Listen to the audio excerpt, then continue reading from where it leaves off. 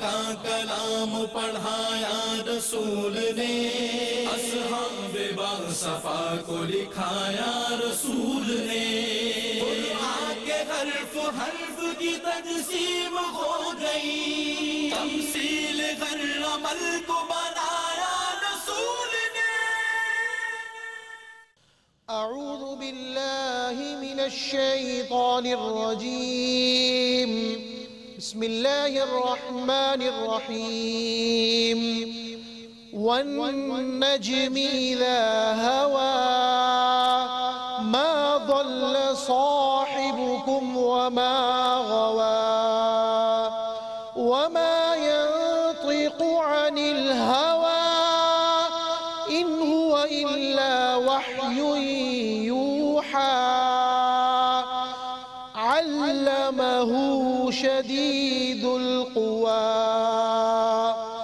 ذو مرة فاستوى وهو بالأفق الأعلى صدق اللہ العظیم۔ الحمدللہ رب العالمین والصلاة والسلام علی سید الانبیاء والمرسلین، اما بعد، اعوذ باللہ من الشیطان الرجیم، بسم اللہ الرحمن الرحیم، والنجم اذا ہوا ما ضل صاحبکم وما غوا، صدق اللہ العظیم۔ اللہم صلی علی محمد وعلی آل محمد وبارک وسلم۔ رب اشرح لی صدری ویسر لی امری واحلل عقدۃ من لسانی یفقہوا قولی واجعل لی وزیرا من اہلی، آمین یا رب العالمین۔ ناظرین کرام، السلام علیکم ورحمۃ اللہ وبرکاتہ۔ پروگرام بصیرت القرآن میں آپ کو خوش آمدید کہتے ہیں۔ الحمدللہ آج پروگرام نمبر 940 آپ کی خدمت میں پیش کر رہے ہیں۔ انشاءاللہ آج ہم مطالعہ شروع کریں گے سورہ نجم کا، اور اس کی پہلی 7 آیات کا مطالعہ آپ کی خدمت میں پیش کیا جائے گا۔ انہی آیات کی تلاوت کے ذریعے الحمدللہ قاری سلمان صاحب نے پروگرام کا باقاعدہ آغاز فرما دیا، اور ہمیشہ کی طرح آج بھی ہمارے ساتھ ہمارے نوجوان ساتھی اسٹوڈیوز میں موجود ہیں۔ آئیے انہیں خوش آمدید کہتے ہیں، پروگرام میں شریک کرتے ہیں۔ السلام علیکم ورحمۃ اللہ وبرکاتہ۔ وعلیکم السلام ورحمۃ اللہ وبرکاتہ۔ کیسے بیٹا آپ لوگ؟ الحمدللہ سمجھ میں آ رہی ہیں باتیں؟ چلیے الحمدللہ، اللہ تعالیٰ ہم سب کو مزید سمجھنے اور عمل کرنے کی توفیق عطا فرمائے۔ ناظرین کرام، بات کو آگے بڑھاتے ہیں۔ سب سے پہلے ہمیشہ کی طرح نبی مکرم صلی اللہ علیہ وآلہ وسلم کے ایک مبارک فرمان کا مطالعہ کرتے ہیں۔ آئیے قرآن سیکھیں۔ فرمان نبوی صلی اللہ علیہ وآلہ وسلم: جس نے قرآن کریم کے مطابق فیصلہ کیا اس نے عدل کیا۔ یہ جامع ترمذی شریف کی روایت ہے۔ جس نے قرآن کریم کے مطابق فیصلہ کیا اس نے عدل کیا۔ بارہا حدیث شریف کا حصہ آپ کے سامنے رکھا گیا۔ قرآن اللہ کا کلام ہے اور اللہ کی ذات العدل العادل ہے۔ اس کے کلام کے مطابق یہ فیصلے ہوں گے، تبھی لوگوں کو عدل یعنی جسٹس میسر آ سکے گا۔ اس کے بعد چلتے ہیں دونوں صورتوں کے مضامین کا تجزیہ کرنے کی طرف۔ جی ہاں، آپ کے علم میں ہے پچھلی سورۃ طور تھی، ہم نے گزشتہ نشست میں اس کی تکمیل کی، اور آج سورۃ النجم کا آغاز ہوگا۔ تو جب دو صورتیں اس طرح کا معاملہ ہوگا، ایک کا اختتام اور دوسری صورت کا آغاز، تو آیات کا تجزیہ بھی کرتے ہیں گروپس کی شکل میں، اور ربط سورت ماشاءاللہ ربط صورت کو بھی سمجھتے ہیں۔ سورہ نجم سے پہلے سورہ طور کا ہم نے پچھلی مرتبہ مطالعہ جو مکمل کیا، اس کا تجزیہ آپ کے سامنے رکھتے ہیں۔ سورہ طور کے مرکزی مضمون کا بیان، سینٹرل آئیڈیا کیا تھا؟ کافروں کے لیے پر جلال وعید کا بیان، بڑے زوردار انداز میں ان کے بھونڈے عقیدوں کا رد کیا گیا۔ آخرت کے وہ منکر تھے، اس کے دلائل پیش کیے گئے، اور ان کے بھونڈے عقیدوں کے مقابلے میں جلالی انداز میں، سوالی انداز میں اللہ تعالیٰ نے ان کو غور و فکر کی دعوت دی۔ اس پر تبصرہ آ چکا ہے پہلے سورہ طور کے مطالعے کے ذیل میں۔ سورہ طور کی آیات کا تجزیہ، آیات 1 تا 16 کافروں کے لیے شدید عذاب کی وعید، اس کا تذکرہ تھا۔ پھر آیات 17 تا 28 متقین کے لیے حسین انجام کی بشارت۔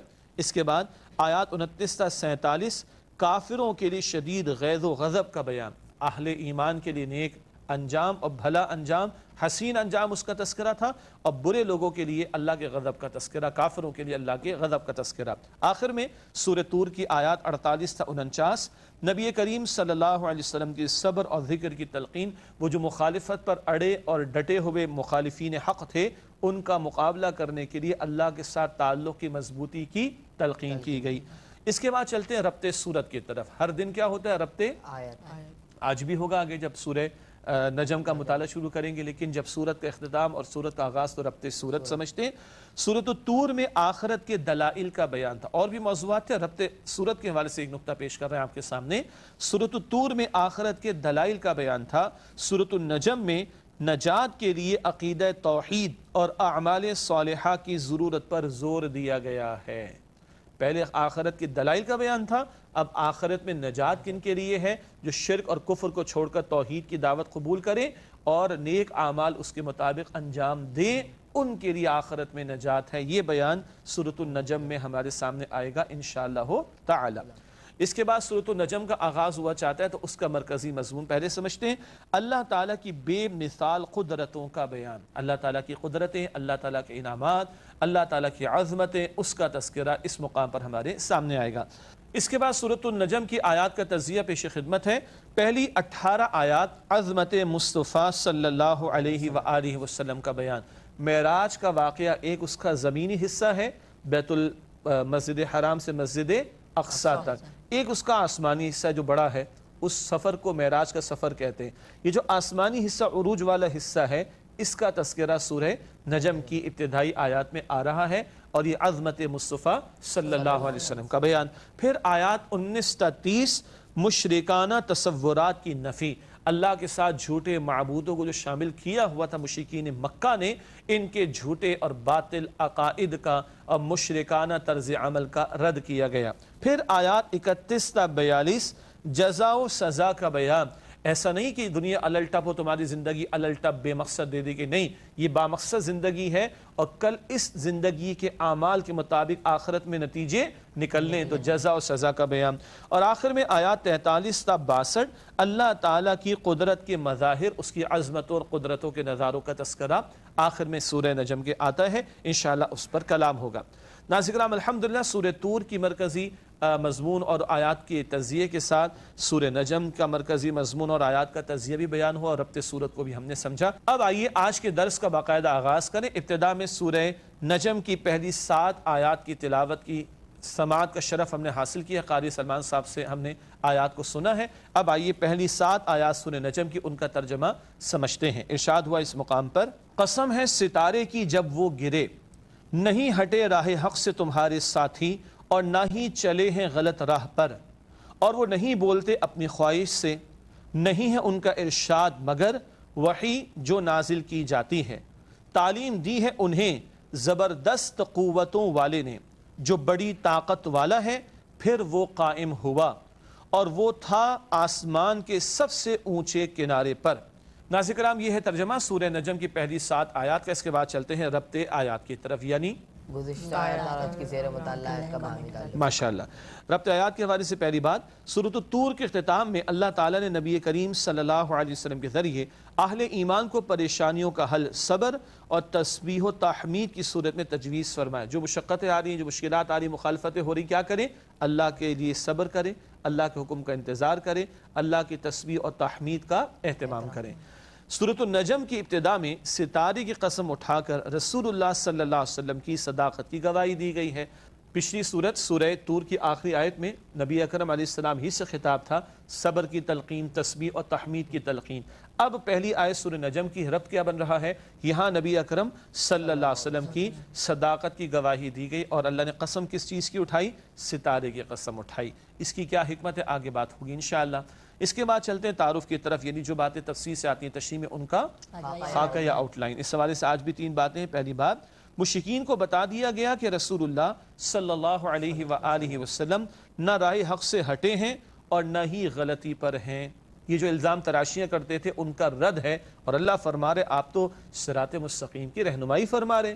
چاہے جائے کہ آپ کے بارے میں یہ ظالم اور مشرکین کہہ رہے ہیں کہ یہ ایسے اور ویسے، معاذ اللہ معاذ اللہ، اللہ کہہ رہے ہیں نہیں، نہ وہ رائے حق سے ہٹے نہ وہ غلطی پر ہیں۔ اگلا نقطہ تعارف کے ذیل میں، نبی کریم صلی اللہ علیہ وآلہ وسلم جو کچھ فرماتے ہیں وہ وحی کے مطابق ہوتا ہے۔ یہ سب کچھ کلام سنا رہے ہیں آپ صلی اللہ علیہ وسلم، یہ اللہ تعالیٰ کی وحی کے مطابق ہے۔ البتہ اس کی مزید تفصیل آگے اور بھی آئے گی انشاءاللہ۔ آخری نقطہ تعارف کے ذیل میں ہے، رسول اللہ صلی اللہ علیہ وسلم کو قوتوں کے مالک اللہ تعالیٰ نے سب کچھ سکھایا۔ جبرائیل کے ذریعے وحی آتی ہے علیہ السلام، مگر سکھانے والا اور عطا کرنے والا کون؟ اللہ سبحانہ و تعالی۔ اس کے بعد چلتے ہیں ناظرین کرام تجزیے کی طرف. جی بیٹا ہر آیت میں موضوع ماشاءاللہ ہر آیت کا موضوع یا ٹاپک بالکل صحیح. سورۃ النجم کی آیات 1 تا 7 کا تجزیہ. سب سے پہلے آیت نمبر 1 غروب ہونے والے ستارے کی قسم یعنی ڈوبنے والے غروب ہونے والے ستارے کی قسم. پھر آیت نمبر 2 رسول اللہ صلی اللہ علیہ وسلم رائے حق سے نہیں ہٹے ہیں اللہ تعالیٰ فرما رہا ہے. آیت نمبر 3 رسول اللہ علیہ السلام اپنی خواہش نفس سے کچھ نہیں فرماتے. پھر آیت نمبر 4 رسول اللہ صلی اللہ علیہ وسلم کا پیش کردہ کلام اللہ تعالیٰ کی وحی ہوتی ہے, وہ اللہ کی وحی کے مطابق کلام فرماتے ہیں. پھر آیت نمبر 5 رسول اللہ صلی اللہ علیہ وآلہ وسلم کو طاقت و قوت والے اللہ نے سب کچھ سکھایا. اور آخری آیات 6 تا 7 اللہ تعالیٰ کی طرف سے تجلی کا نزول و ظہور, خاص اللہ نے تجلیات کا نزول فرمایا, اس کی طرف اشارہ ہے. تشریح میں انشاءاللہ تھوڑا سا ذکر کریں گے. ناظرین کرام الحمدللہ آج کی زیر مطالعہ آیات کا مفہوم و ترجمہ, ربط آیات, تعارف و تجزیہ کا بیان ہوا مکمل. اب وقت ان آیات کی تشریح کا مطالعہ شروع کریں گے. سورہ نجم کی آیت نمبر 1 سے اللہ سبحانہ وتعالی نے اس مقام پر ارشاد فرمایا وَالنَّجْمِ اِذَا هَوَى. ترجمہ قسم ہے ستارے کی جب وہ گرے. آیت نمبر 1 کا ستارے کی قسم. جب رات ختم ہونے کو آتی ہے تو ستارے گویا کہ لگتے ہیں کہ غروب ہو رہے ہیں, ہے نا, غائب ہونا شروع ہو جاتے نا, تو گرنے والے غروب ہو جانے والے ستاروں کی قسم. اب رات کا جانے کا معاملہ اور دن کے آنے کا معاملہ آ رہا ہے. اگلا نقطہ یہاں اللہ تعالیٰ نے ستارے کی قسم اٹھائی ہے جو طلوع سے غروب تک ایک مقررہ راستے پر چلتا ہے اور ادھر ادھر نہیں ہوتا. جیسے اللہ تعالیٰ نے ستاروں کے لیے معین کر دیا وہ ایک ہی آربٹ میں موو کرتے, ایک ہی مدار میں حرکت کرتے, نہ ادھر ہو سکتے نہ ادھر. اسی طرح اللہ تعالیٰ اپنے پیغمبر کو جب بھیجتا ہے تو وہ پیغمبر بھی اللہ کی بات اور اللہ کی تعلیم کے مطابق کلام کرتا ہے, نہ ادھر ہوں گے نہ ادھر, بالکل صحیح بات بیان کریں گے لوگوں کے سامنے. ایک اشارہ. دوسرا اشارہ یہ ستارے ڈوب جانا, رات کی تاریکی کا ختم ہو جانا, اس کے بعد کیا آتی ہے دن کی روشنی. کیا اشارہ ہو رہا ہے؟ جہالت کی تاریکیاں ختم ہو رہی ہیں. کیوں؟ امام الانبیاء صلی اللہ علیہ وسلم نور ہدایت لے کر آ رہے ہیں. سمجھ آ رہی ہے بات؟ اب تاریکیاں ختم اور اب روشنی روشنی ہے نور ہدایت کی جو اللہ کے رسول صلی اللہ علیہ وسلم لے کر آ رہے ہیں. ناظرین کرام ایک وقفہ لیتے ہیں, اس کے بعد انشاءاللہ اگلی چند آیات کا مطالعہ آپ کے سامنے رکھیں گے. امید ہے آپ ہمارے ساتھ ہی رہیں گے. السلام علیکم ورحمۃ اللہ وبرکاتہ. ناظرین کرام پروگرام بصیرت القرآن میں آپ کو خوش آمدید کہتے ہیں. اگلی آیت کا مطالعہ شروع کرتے ہیں. سورہ نجم کی آیت نمبر ہے 2. اس مقام پر ارشاد ہوا ما ضل صاحبکم وما غوا. اس آیت کا مفہوم و ترجمہ نہیں ہٹے راہ حق سے تمہارے ساتھی اور نہ ہی چلے ہیں غلط راہ پر. یہ آیت نمبر 2 کا مفہوم اور ترجمہ ہے. تشریح کے حوالے سے چند الفاظ کی وضاحت اور پھر الفاظ کے بعد ان کے معنی کے بعد تشریح آپ کے سامنے رکھیں گے. واللہ اس شخص کو کہتے ہیں جس کو ہدایت ملی ہی نہ ہو. واللہ اس شخص کے لیے استعمال ہوتا ہے کہ جس کو ہدایت ملی ہی نہ ہو. اور دوسرا لفظ آیا غوا کا. ہدایت تو واضح ہو چکی مگر کوئی شخص از خود غلط راستے پر چل رہا ہو تو اس کے لیے غوا کا لفظ آتا ہے. تو واللہ جس کو ہدایت ہی نہ ملی ہو, اور غوا سے مراد ہدایت تو ملی, واضح تو ہوئی, مگر وہ از خود غلط راستے پہ چل پڑے. تو مشرکین مکہ نبی کریم علیہ السلام کے بارے میں جو بدترین کلام کر رہے ہیں اور بد کلامی کر رہے ہیں, اللہ تعالیٰ اس کی نفی فرما رہا ہے کہ تمہارے ساتھی محمد صلی اللہ علیہ وسلم کو ایسا کوئی معاملہ درپیش نہیں ہے. اگلا نقطہ اس آیت کی تشریح میں رسول اللہ صلی اللہ علیہ وآلہ وسلم صراط مستقیم یعنی رضائے الہی کے راستے پر ہے. یہ تمہارا گمان باطل ہے کہ تم ان کے لیے واللہ اور غوا جیسی باتیں کرتے ہو, معاذ اللہ, بلکہ حضور تو اللہ کے عطا کردہ صراط مستقیم یعنی رضائے الہی کے راستے پر ہے. ایک اور قیمتی نقطہ یہاں پر ہے, تمہارے ساتھی. اس بات کی طرف اشارہ ہے کہ نبی اکرم صلی اللہ علیہ وسلم کوئی اجنبی شخص نہیں بلکہ کفار مکہ کے ہر وقت کے ساتھی ہیں. 40 سال حضور علیہ السلام نے ان کے درمیان گزارے. لوگوں نے کیا کہا؟ حضور علیہ السلام کو صادق کہا, امین کہا, امانت رکھوائی, فیصلے کرائے. پوری زندگی حضور کی روز روشن کی طرح ان کے سامنے, اور یہ معاذ اللہ الزام تراشیاں کر رہے ہیں. اگلا نقطہ, جن کی سیرت و کردار سے وہ خوب واقف ہیں. پہلے بھی ذکر آیا, کبھی شاعر کہتے کبھی کچھ اور کہتے. ارے شاعروں کا, مجنون قسم کے آدمی کا, کاہن قسم کے فرد کا ایسا پیارا کردار ہوتا ہے جو محمد صلی اللہ علیہ وسلم کا ہے. ذرا غور تو کرو کیسی بھونڈی بات تمہاری زبان پر آ رہی ہے. اگلی آیت آیت نمبر ہے 3 سورہ نجم کی، وما ينطق عن الهوى، ترجمہ اور وہ نہیں بولتے اپنی خواہش سے۔ تشریح کی طرف چلتے، کفار مکہ قرآن کریم کو رسول اللہ علیہ السلام کا خود ساختہ کلام کہہ کر رد کر دیتے تھے، معاذ اللہ۔ اگلا نقطہ، آگاہ کیا جا رہا ہے کہ آپ صلی اللہ علیہ وسلم اپنی خواہش نفس سے کچھ نہیں فرماتے، بلکہ وہ تو وحی ہے جس کا ذکر اگلی آیت میں آ رہا ہے۔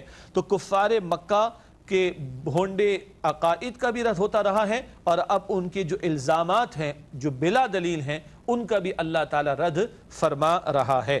اگلی آیت اسی تسلسل میں سورہ نجم کی آیت نمبر 4 ارشاد ہوا، ان ہوا الا وحی یوحا، ترجمہ نہیں ہے ان کا ارشاد مگر وحی جو نازل کی جاتی ہے، وہ اپنی مرضی سے کچھ نہیں فرماتے، اللہ کی وحی کے مطابق کلام فرماتے ہیں۔ تشریح کے والے سے پہلا نقطہ، رسول اللہ صلی اللہ علیہ وسلم کا پیش کردہ کلام اللہ تعالیٰ کی وحی ہوتی ہے، البتہ یاد رہے قرآن بھی حضور نے عطا فرمایا، قرآن اللہ کی وحی ہے، اور قرآن کریم کے علاوہ بھی رسول اللہ علیہ السلام پر وحی آیا کرتی تھی۔ اگلا نقطہ، فرائض نبوت کی ادائیگی کے حوالے سے آپ صلی اللہ علیہ وسلم کے ارشادات بھی وحی کی بنیاد پر ہوتے ہیں۔ قرآن تو آپ اللہ کے حکم سے پیش کر رہے ہیں، اس کے علاوہ جو فرماتے تھے، جو فیصلے فرماتے تھے، وہ بھی اللہ کی وحی کے مطابق ہوتے۔ اور انتہائی معاملہ کیا ہے اس بات کے بیان اور اس کی وسعت کے بیان میں، اگلا اور آخری نقطہ اس آیت کی تشریح کا، نیز آپ صلی اللہ علیہ وسلم کی پوری ہی زندگی اللہ تعالیٰ کی وحی کے تابع ہے، ہر قول بھی اور ہر عمل بھی۔ قرآن میں 3 مرتبہ آپ سے کہلوایا گیا، ان اتبع الا ما یوحى الی، بے شک میں تو اسی بات کی پیروی کرتا ہوں جو مجھ پر اللہ کی طرف سے وحی کی جاتی ہے۔ تو حضور کا عمل بھی اللہ کی وحی کے مطابق اور حضور کا قول بھی اللہ کی وحی کے مطابق، ہر آن آپ اللہ کی نگرانی میں تھے، نگاہوں میں تھے۔ سورہ طور جس سے پہلے ہم نے مکمل کی، اس کے آخر میں بھی بات آ چکی ہے۔ اگلا بیان سورہ نجم کی آیت نمبر ہے 5 ارشاد ہوا، علمہ شدید القویٰ، تعلیم دی ہے انہیں زبردست قوتوں والے نے۔ یہ آیت نمبر 5 کا ترجمہ۔ تشریح کے حوالے سے پہلی بات، سرداران قریش وحی کی سچائی کو تسلیم نہیں کرتے تھے اور طرح طرح کے اعتراضات کرتے تھے، معاذ اللہ۔ اگلا نقطہ، ایک رائے کے مطابق رسول اللہ صلی اللہ علیہ وسلم کو وحی عطا کرنے والے اللہ تعالیٰ کی عظمت کا بیان ہے۔ یہ جو آیات اس وقت زیر مطالعہ ہے، مفسرین کے ہاں دونوں آراء پائی جاتی ہیں اور بڑے دلائل اہل علم نے اس کے حوالے سے بیان فرمائے، وہ تفصیلات تو تفاسیر میں ہم دیکھ سکتے ہیں، البتہ دونوں آراء کے سامنے ہم رکھ دیتے ہیں۔ ایک رائے کیا ہے، رسول اللہ علیہ السلام کو وحی عطا کرنے والی ذات کس کی؟ اللہ کی، بالکل درست بات ہے، اللہ ہی نے وحی عطا فرمائی۔ آگے لکھا ہے اللہ تعالیٰ زبردست قوتوں کا مالک ہے، اس زبردست قوتوں والے اللہ نے وحی عطا فرمائی۔ دوسری رائے مفسرین کی کیا ہے؟ مفسرین کی ایک رائے کے مطابق یہاں مراد حضرت جبریل علیہ السلام ہے۔ بات ایک ہے، اللہ نے وحی عطا فرمائی جبریل امین کے ذریعے محمد کریم صلی اللہ علیہ وآلہ وسلم کو۔ یہ دونوں آراء برسوں سے نہیں صدیوں سے مفسرین کے ہاں موجود ہیں۔ اگلی آیت آیت نمبر 6، ذو مرۃ فاستویٰ، ترجمہ جو بڑی طاقت والا ہے پھر وہ قائم ہوا۔ اس آیت کی تشریح کی طرف چلتے ہیں۔ ذو مرۃ، اس کا مفہوم ترجمہ یہ ہے یعنی زور آور، طاقتور، صاحب حکمت، یہ تمام مفاہیم ذو مرۃ کے ذیل میں اہل علم نے بیان فرمائے۔ اگلا نقطہ، ایک رائے کے مطابق اللہ تعالیٰ نے اپنی شان کے مطابق تجلی فرمائی، اپنی شان کے مطابق اس نے تجلی فرمائی، ظہور و نزول فرمایا، اس کا وہ اللہ ہی بہتر جانتا ہے۔ جبکہ ایک رائے کے مطابق جبریل علیہ السلام ہیں جو اپنی اصل شکل میں ظاہر ہوئے، ان کے 600 پر ہیں، صحیح بخاری شریف کی روایت کے مطابق۔ اللہ اکبر، اللہ کے پیغمبر علیہ السلام نے 2 مرتبہ کم از کم جبریل امین علیہ السلام کو ان کی اصل شکل میں دیکھا، آسمان و زمین تک، آسمان سے زمین تک اس کے افق پر وہ چھائے ہوئے تھے، اور حضور فرماتے صلی اللہ علیہ وسلم ان کے 600 پر ہیں۔ اللہ اکبر۔ اس کے بعد ناظرین کرام اگلی اور آج کے مطالعے کے اعتبار سے آخری آیت ہے سورہ نجم کی آیت نمبر 7 ارشاد ہوا، وَهُوَ بِالْأُفُقِ الْأَعْلَى، اس کا مفہوم ترجمہ اور وہ تھا آسمان کے سب سے اونچے کنارے پر۔ یہ آیت نمبر 7 ہے، اس کی بھی بہت وضاحتیں ہیں، ایک ہی رائے ہم آپ کے سامنے رکھ رہے۔ ایک رائے کے مطابق حضرت جبرائیل علیہ السلام افق کے بلند کنارے پر تھے اور زمین و آسمان کے درمیان کی فضا آپ علیہ السلام کے جسم سے پر تھی۔ وہ کیا کیفیت، وہ تو نور سے بنے ہوئے ہیں، اللہ تعالیٰ ہی بہتر جانتا ہے، مگر یہ پوری فضا جو تھی یہ بھری ہوئی تھی آپ کے جسم سے اللہ اکبر پر تھی، اور حضور نبی اکرم علیہ السلام نے اصل شکل میں بھی جبریل امین کو دیکھا ہے علیہ السلام۔ یہ ایک رائے کے مطابق اس آیت کا مفہوم ہم نے آپ کے سامنے رکھا ہے۔ ناظرین کرام، الحمدللہ آج کی زیر مطالعہ آیات کا بیان کسی درجے میں ہوا مکمل۔ وقت سوالات کا چلتے ہیں ہمارے ساتھیوں کی جانب اور ان سے دریافت کرتے ہیں کہ آج وہ ہم سے کیا معلوم کرنا چاہتے ہیں۔ جی بیٹا، پہلا سوال آپ کی طرف سے۔ میرا آپ سے سوال ہے کہ ڈوبتے ستاروں کی قسم کی کیا حکمت ہے؟ ماشاءاللہ، ڈوبتے ہوئے ستاروں کی قسم کی کیا حکمت ہے؟ بہت پیاری بات ماشاءاللہ۔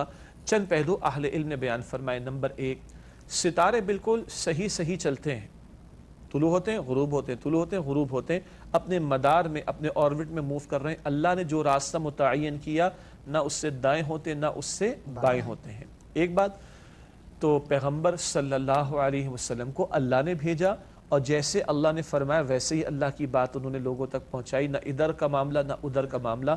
مشرکین کی الزام تراشی، اس کی نفی اللہ تعالیٰ نے فرما دی، ایک بات۔ دوسری بات، ستارے جب رات کو غروب ہو جاتے ہیں تو پھر کیا ہوتا ہے؟ صبح نمودار ہوتی ہے، دن کی روشنی اور اجالا آ جاتا ہے۔ اسی طریقے پر حضور نبی اکرم صلی اللہ علیہ وسلم کا معاملہ کیا ہے کہ رات کی تاریکی، جہالت کی تاریکی ختم، اور نور نبوت اور نور وحی لے کر حضور نبی اکرم علیہ الصلوۃ والسلام تشریف لا رہے، تو اب ہر چار سو ہر طرف جو ہے وہ کیا ہے؟ روشنی ہی روشنی ہو جائے گی۔ آخری نقطہ یہ ہے، ستارے رات میں دکھائی دیتے ہیں، دن میں دکھائی نہیں دیتے، لیکن حضور علیہ الصلوۃ والسلام جو روشنی لے کر آئے وہ ایسا نہیں کہ کبھی ہو کبھی نہ ہو، جو جب جتنا چاہے روشنی حاصل کر سکتا ہے، یہ روشنی کبھی ماند نہیں پڑے گی۔ کافی ہے؟ جی بیٹا، آپ کا سوال۔ میرا آپ سے یہ سوال ہے، معراج کے واقعے میں جو باتیں بتائی گئی اس کی تھوڑی سی وضاحت کر دیجیے۔ اچھا ماشاءاللہ، معراج کے واقعے میں جو کچھ بیان ہوا اس کی وضاحت کر دیجیے۔ وہ تو بہت ٹائم لگ جائے گا بھائی، تھوڑی سی وضاحت کر دیتے۔ پہلی بات، قرآن حکیم میں معراج کے واقعے کا جو زمینی حصہ ہے مسجد حرام سے مسجد اقصی تک، اس کا بیان ہے سورہ بنی اسرائیل کی پہلی آیت میں، سبحان الذی اسری بعبدہ لیلا من المسجد الحرام الی المسجد الاقصی۔ اس کے بعد جو عروج کا بیان ہے آسمانوں تک اور اس سے بھی آگے جانا، وہ بیان سورہ نجم کی ابتدائی آیات میں ذکر کیا گیا۔ احادیث شریفہ سے ہمیں کیا پتہ چلتا ہے؟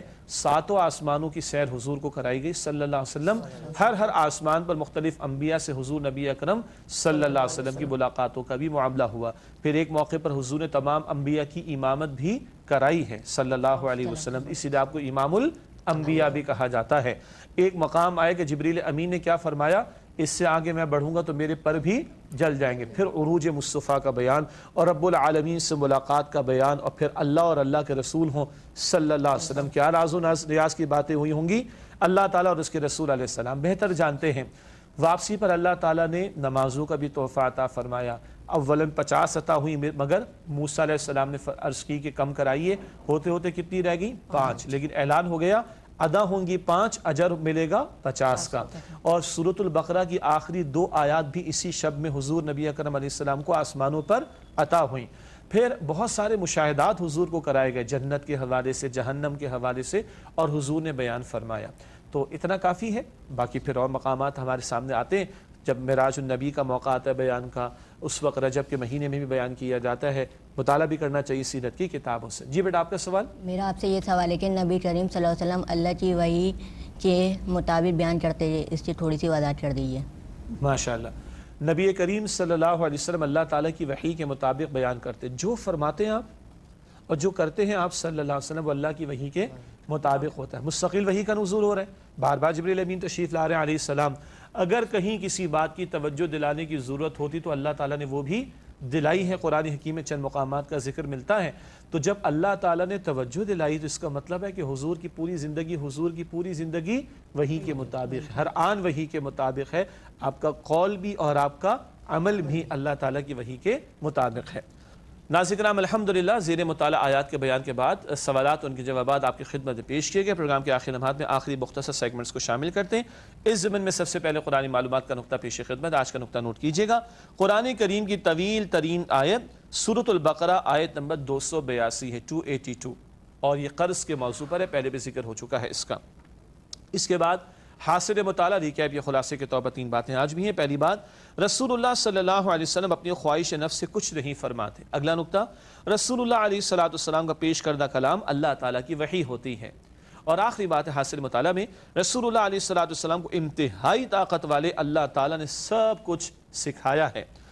اس کے بعد چلتے ہیں جائزے کی طرف۔ 3 سوالات آج بھی ہیں جائزے کے طور پر۔ پہلا سوال، کیا ہم اللہ تعالیٰ سے سیدھے راستے پر چلنے کی توفیق مانگتے ہیں؟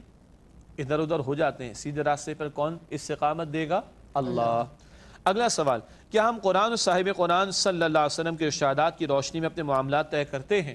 ہم پابند ہیں نا۔ قرآن کہتا ہے سورہ حجرات کی پہلی آیت میں لا تقدموا بین یدی اللہ ورسولہ، اپنے معاملات کو اللہ اور اللہ کے رسول علیہ السلام سے آگے نہ بڑھاؤ، اپنی رائے کو نیچے، اپنی خواہش کو نیچے رکھو، اللہ اور اللہ کے رسول علیہ السلام کے حکم کو اوپر رکھو۔ آخری سوال ہے جائزے کے طور پر، کیا ہم نبی کریم صلی اللہ علیہ وسلم کی تعلیمات کو دوسروں تک پہنچانے کی کوشش کرتے؟ حضور تو پہنچا گئے، اللہ کی وحی، اللہ کا پیغام، اللہ کی تعلیم کے مطابق سب کچھ، اب ختم نبوت کے بعد یہ دوسروں تک پہنچانا ہمارا فرض اور ہماری ذمہ داری ہے۔ آخر میں ناظرین کرام 2 باتیں پیش خدمت ہیں۔ گزشتہ سوال کا جواب، سورۃ النساء کی آیات 101 تا 150 میں سے کس آیت میں ذکر ہے کہ شیطان کا وعدہ دھوکے کے سوا کچھ نہیں؟ درست جواب ہے سورۃ النساء آیت نمبر 120۔ شیطان دھوکہ دیتا ہے، سبز باغ دکھاتا ہے اور عین چوراہے پہ چھوڑ کر بھاگ لیتا ہے۔ اللہ اس کے حملوں سے اور شرارتوں سے، فتنوں سے ہم سب کی حفاظت فرمائے۔ آج کا سوال نوٹ کیجئے گا۔ آج کا سوال ہے سورۃ النساء کی آیات 101 تا 151 میں سے کس آیت میں ذکر ہے کہ اللہ تعالیٰ بطور کارساز کافی ہے؟ سورۃ النساء کی آیات 101 تا 151 میں سے کس آیت میں ذکر ہے کہ اللہ تعالیٰ بطور کارساز کافی ہے؟ درست جواب انشاءاللہ اگلے پروگرام میں آپ سے شیئر کریں گے، اور اسی سے چاہیں گے آپ سے اجازت۔ اسی کے وقت وہ پروگرام کا مکمل۔ آپ تمام ساتھیوں کو بہت شکریہ، اللہ آپ کو خوش رکھے، آپ کے اخلاص، علم اور عمل میں ترقی عطا فرمائے۔ ناظرین کرام سب کو، ہماری پوری ٹیم کو، ہمارے قاری صاحب کو، تمام تعاون کرنے والوں کو، تمام مسلمانوں کو اپنی دعا میں یاد رکھیے۔ اے اللہ سبحانہ و تعالیٰ ہمیں صراط مستقیم پر ہدایت نصیب فرما مزید، اور ہمیں اس پر استقامت عطا فرما، اور اللہ اپنے اور اپنے پیارے رسول صلی اللہ علیہ وسلم کی کامل اطاعت کی توفیق عطا فرما۔ آمین یا رب العالمین۔ وآخر دعوانا ان الحمدللہ رب العالمین، والسلام علیکم ورحمۃ اللہ وبرکاتہ۔ اللہ کا کلام پڑھایا رسول نے، اصحاب باصفا کو لکھایا رسول نے، قرآن کے حرف حرف کی تجسیم ہو گئی، تمثیل ہر عمل کو بنایا رسول نے، کلام پڑھایا رسول نے، اصحاب باصفا کو لکھایا رسول نے، قرآن کے حرف حرف کی تجسیم ہو گئی، تمثیل ہر عمل کو بنایا رسول نے، اللہ کا کلام پڑھایا رسول نے، اصحاب باصفا کو لکھایا رسول نے، قرآن کے حرف حرف کی تجسیم ہو گئی، تمثیل ہر عمل